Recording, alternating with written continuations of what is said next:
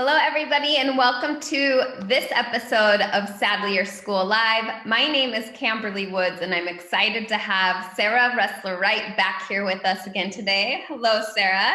Hi, Camberly. Thank you for being with us today. I am super excited to go through the topic that we have for all of you today, and it is English Language Arts Home Learning Kits.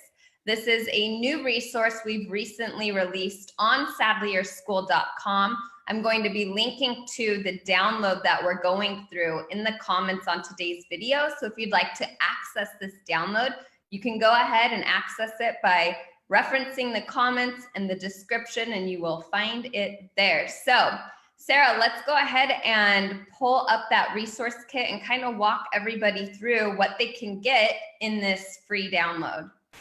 Thanks, Camberly. Well, I was thrilled that we've been able to put this together because it really offers a variety of activities that I don't have to pull myself. And instead of going to lots of different blog posts that have different resources that I need, it's all really nicely in one place. And that makes me happy. There are four. There is a K through 2, a 3 through 5, a 6 through 8, and a 9 through 12. And in the interest of time, I thought I'd just walk you through 2. So I pulled up this first one, which is, you can see, grades 3 through 5. And so this is a great resource to just print out and then have your students work through a page or two a day, talk to them, play with them, and just have some fun. So as you can see, as we go down, sort of the first thing is a homophone dice game. And so gather up those die or dice from your other games and have some fun with your students as you talk about what are the correct answers for each of these and in what area. So kind of like bingo, they color code once they fill these in, and you can get out your penny collection or have some fun with the colored. I have some different colored chips from different games. And so really having some fun playing homophone bingo, as it were. And Sarah, I just wanted to bring up a point that with my own daughter, for her, sometimes it's best if the learning feels like a game right now at home and it doesn't really feel like schoolwork. And this is one of those activities where it really does feel like a game for her. So super awesome. Check it out. Agreed. And it's something that is also not too time consuming. So if you build in a little 10-minute break each hour or two, this is a quick game to play, and then you can get back to work, and the students, your family members can get back to doing what they want to do too. So that's the first resource, and there's different stages of that one. And then this is something, again, that doesn't feel too terribly hard because they're writing sentences about themselves or about things they love. So if you want to kind of follow along on Instagram with our word of the day, which I've been trying to follow along with, you can just do one here. And so you could fill in the word of the day and then write a sentence about yourself, about your favorite TV show that you're watching, about the book you're reading. And then the next day, don't forget about yesterday's word and then today's word. And so you could just do 1 and 3.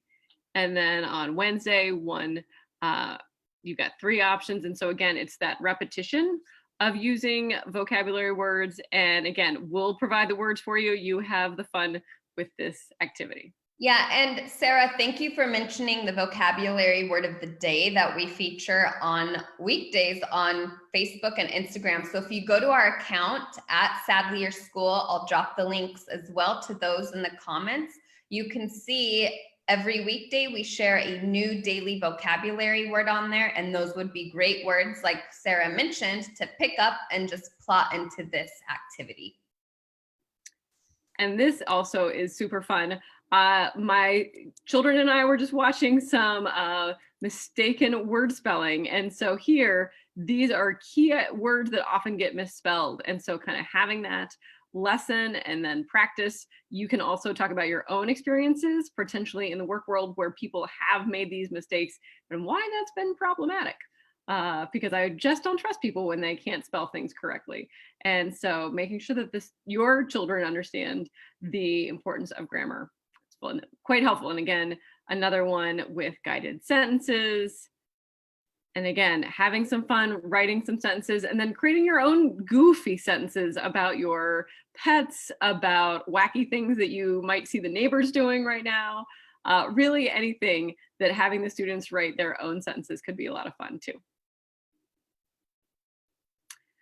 So as you can see, we have a couple grammar worksheets with about sentence structure. And then what I love is that we've just dropped some pages from the vocabulary workbooks right here for you. So you have a nice passage that you can read with your home students. And I love these passages because they're really interesting to me as well as to students about, I mean, this one is clearly about how we got to jeans, which again, I sort of know, but love to get the specific details. And then here we have the words, and you're having to use your context clues to make sure you understand how these words are being used in context. Then again, how does that creation impact us today? Well, I think we're all wearing jeans a lot of times right now. So clearly, stretch pants right now. Stretch pants and jeans, it's all we want. And so then we've got another one, and again, a really cool artist highlighting that, highlighting what she's done, and then another potential writing prompt. And if you don't want to actually write these, let's say, I mean, Kimberly, we'll be realistic, right? Yeah. Having our children try and write things down sometimes gets problematic. So if you just want to have a conversation and maybe have a couple pennies or a couple chips and say every time you can use a vocabulary word in our discussion, you get a chip. And if you get so many chips, then you get to go find a fun prize, or you get extra 15 minutes of iPad or whatever it is.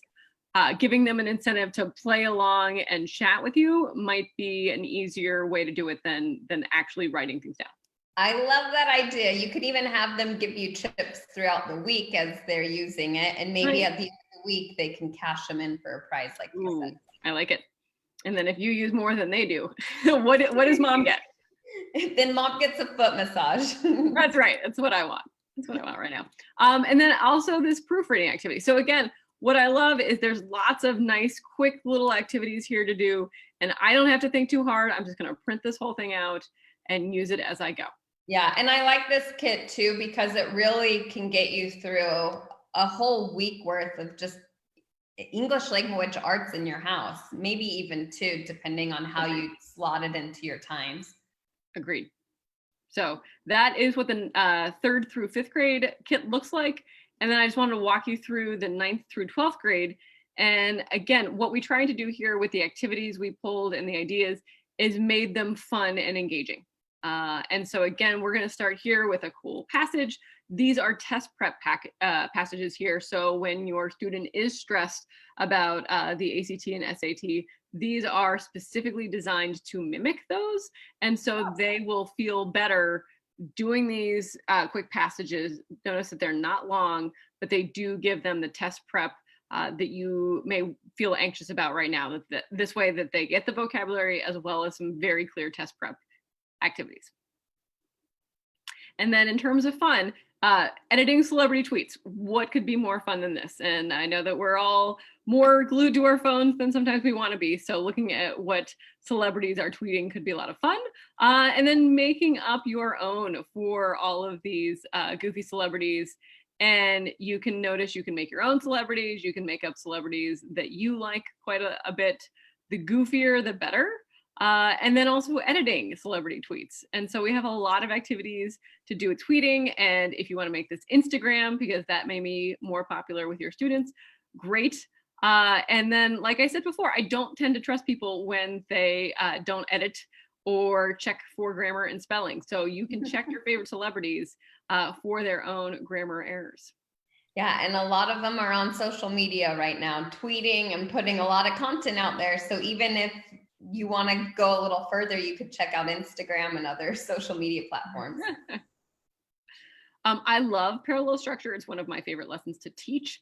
Just the repetition and the beauty that we get in writing when it's parallel. So I'm excited to see that this activity is incorporated into that, as well as, again, some more tweeting. And then the paint chips activity is super fun. And I actually have a friend, Carla, who is basically repainting her entire house right now. So that is a goal. And so she probably has seen a lot of paint chips lately. And Yep. so this is a great way to play with color and words. And I know I'm doing a lot of coloring right now. And so being able to sort of tie in what our interests for Zen and calming are with a good vocabulary learning. Like you said, Kimberly, we want to make sure our students feel like it's not painful and dreary, but something that they can enjoy. Yep, I agree. And I'm also getting ready to paint my house, so maybe this is a There you go. And again, like I said before, this vocabulary ladder is, I think, in all the kits so that you can really keep following us on Facebook and Instagram to get that word of the day and have some fun using it often, and using it in wacky ways so that you too can get some chips at the end. And then, of course, our students are reading books and watching movies right now. And so getting them, yes, it's okay. You can watch a movie for this activity, but here's what you need to do with your movie review afterwards. Cute. I love it, because we are doing a lot of family movie nights right now, Yeah. and that would be a great way to maybe tie that in. Well, and it also is going to buy me an hour and a half if I say, hey, go ahead and watch that movie, but I need a really great review when you're done. Yeah. And if you want to watch another movie tomorrow, I better have a good review today. Yeah, my husband actually requested the kids do that last week a couple times, so we got some Pinky Malinky reviews. Whatever works. And then finally, this common usage practice. I still find that I have a lot of friends who struggle with commas, and so this could be something that you are teaching each other. I have very clear comma usage practice passages taken straight from a classic key of literature, which again, I love Sherlock Holmes. And so then you can look at how the commas are being used and teach and learn together. I love it. I want to let people know that, again, we have dropped links to the kits in the comments on this video. I've also included links to the Facebook and Instagram accounts where you can access those daily vocabulary words. And if you would like even more resources, you'll see here that Sarah has pulled up the Resource Center on Sadlier School's website. I will drop a link to those resources, or to this particular page, in the chats for easy access too, while we're wrapping up this chat right here. Thanks, Kimberly. And really, the goal of our conversations and our resources is to make it as painless for you as possible, to give you as much as we can in one swoop, so that you feel like I can print a couple things, I can do a couple things, it's easy, it's not going to take more mental energy than I have right now, and you can get some work done and also teach from home as well, which is hard. Yes. And if you are one of the viewers out there who's used our resources in the past, let us know. We'd love to know how you guys have enjoyed using them. And you can even head on over to our Facebook page and leave a review there. We love to capture them in that spot as well. So thank you, Sarah, for being on today. And we will see everybody back tomorrow at 3:00 p.m. Eastern Time, 12 o'clock Pacific. Bye, Sarah. Bye, Kimberly.